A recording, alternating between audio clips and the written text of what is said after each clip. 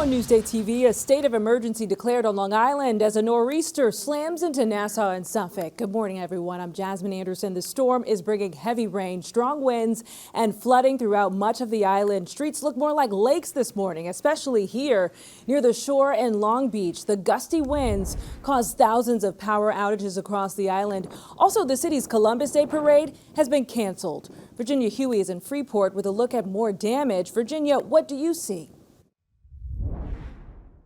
The wind and rain have been consistent overnight here in Freeport, and you can see for yourself the impact behind me. This is Hamilton Street off of Woodcleft Avenue. It is completely underwater, and this is a scene repeated on several roads throughout the village. Residents are bracing for more flooding like this as the nor'easter makes its way across Long Island. A big concern here in Freeport is flooding of businesses along the nautical mile. Because of the expected storm surge associated with this nor'easter, this area is expected to experience some major flooding. The mayor of Freeport is holding a press briefing this morning to provide an update on the storm and plans to keep residents safe. We'll bring you that information when we get it. Reporting for Newsday TV, I'm Virginia Huey. Virginia, thank you. Your commute could be tricky today. Here's what to expect from the nor'easter for the rest of the day. A coastal flood warning and a wind advisory are in effect until later today. Gusts could reach as high as 43 miles an hour in some spots. Checking the futurecast, rain will soak us all the way through Tuesday. The sun struggles to come out Wednesday, but we're finally dry. No rain in sight for the rest of the week or the weekend. That's a look at your 7-day forecast.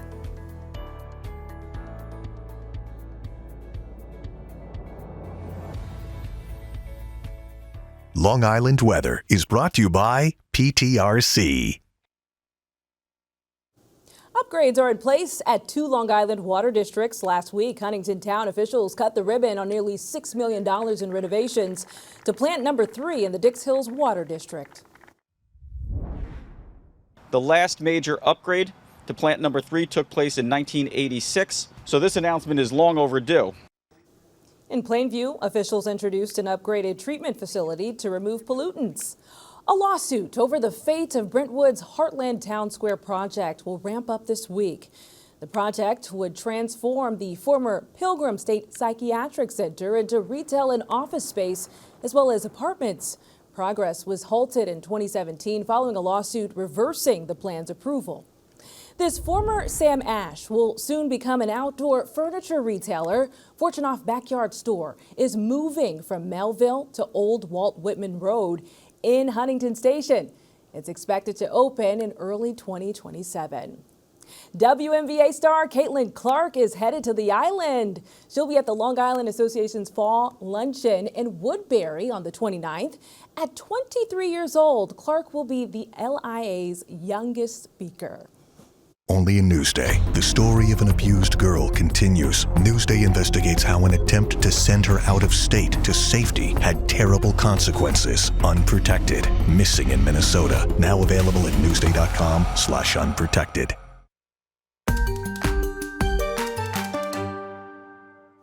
Only a Newsday as the government shutdown drags on. Some Long Islanders are worried about the impact it could have on their affordable housing.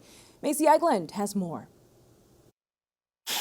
You can't afford to live out on your own. It's not out here. 45-year-old Tiffany Gilliam lives in a 3-bedroom, 1-bathroom home in Riverhead with her fiance, kids, and grandchild. 6 people under one roof.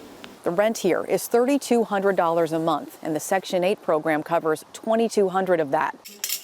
She's used the program for 18 years. Section 8 is funded through at least October. But if the government shutdown drags on past that, the money could dry up. There's a lot of angst and anxiety amongst the client base that we're serving. The Trump administration is trying to cut funding, calling for a 2-year limit on vouchers for able-bodied working-age individuals and the creation of a state-run grant system. I'm a taxpayer, so I put back into what I'm getting. I'm not sitting home and not working. I go to work every day. A Newsday analysis found 5,700 families on Long Island could lose their housing under the plan. I think we're looking at a strain on our shelters and our local departments of social services.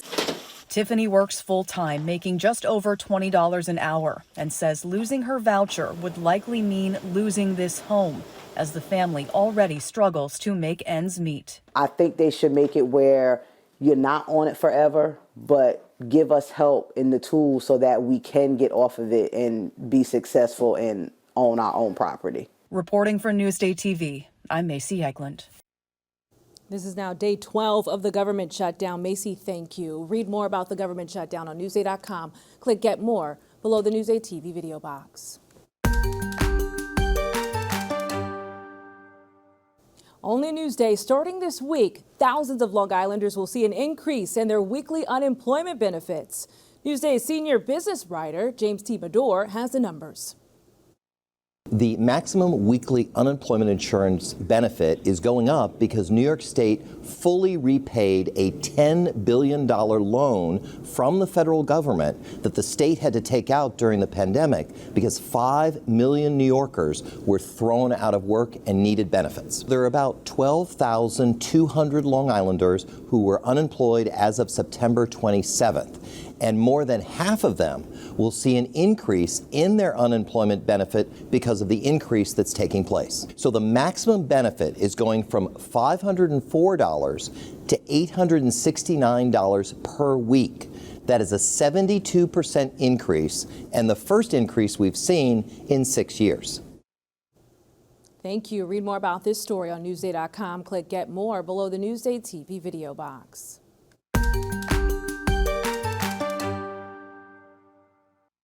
Tens of thousands of Long Island Railroad commuters take the train every day, but most only see two stations, the one where they get on and the one where they get off. Rick Guidell has plans to see many more than that. Station number 107. Yellow it out. It's now official.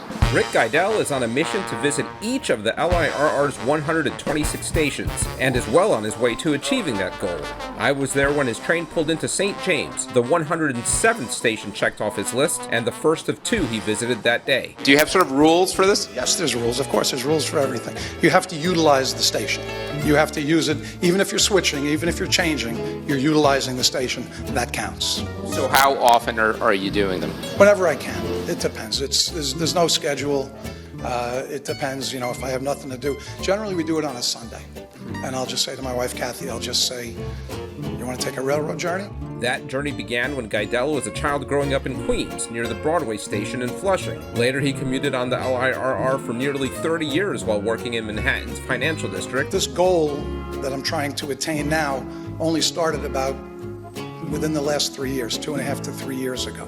So since then, since I put this in my head to do it, I've gotten over 70 stations. Greeting Guidell at station number 107 was railroad historian David Morrison. When you told me that he was a non-railroad person who wants to visit all 126 railroad stations, I said, my goodness, I never heard of an individual like this before. And I said, I love it. There's so much history on this railroad, and it's really a historical journey that Rick has taken. At St. James, Guidell visited the oldest LIRR-built station house still in existence, dating back to 1873. From there, it was off to Smithtown Station for a brief stop before hopping on another train homeward bound. Number 108. For Newsday TV, I'm Alfonso Castillo. Good luck, Rick. Read more about Rick's story on Newsday.com. Click Get More below the Newsday TV video box.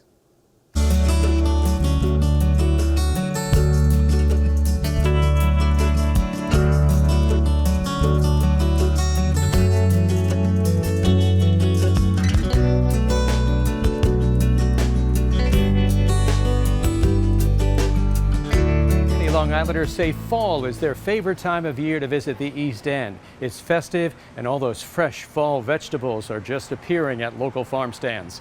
I'm Doug Geed, out east for Newsday TV. And along with the broccoli and cauliflower and Brussels sprouts, lots of people come here for apples. It takes a lot of apples to make apple cider. One bin probably makes about 55, 60 gallons. We probably make about 8,000 gallons or 10,000 for cider, hard cider a year.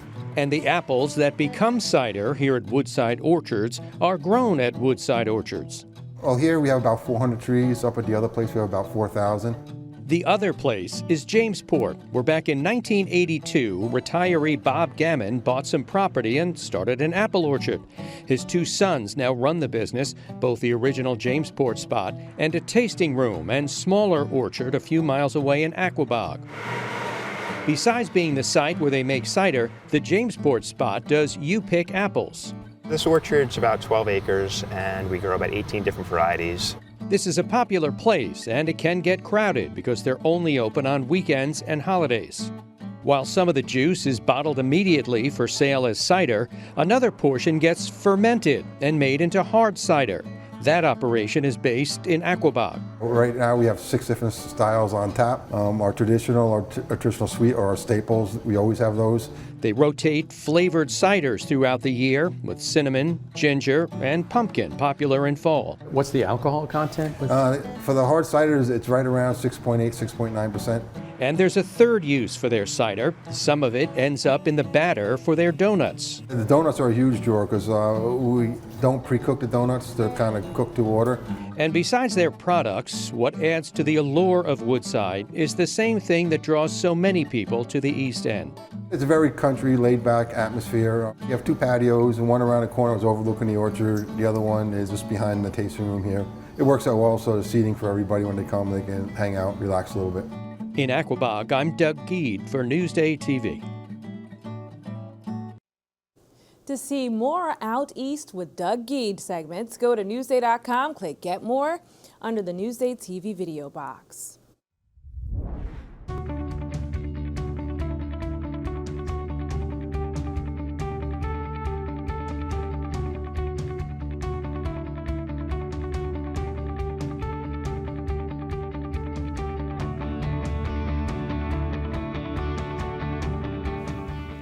See more on these stories on Newsday.com and watch us streaming anytime on Local Now, YouTube, and the other services you see here. I'm Jasmine Anderson. Have a great Monday. Take it easy out there. Be safe. More local news coming up.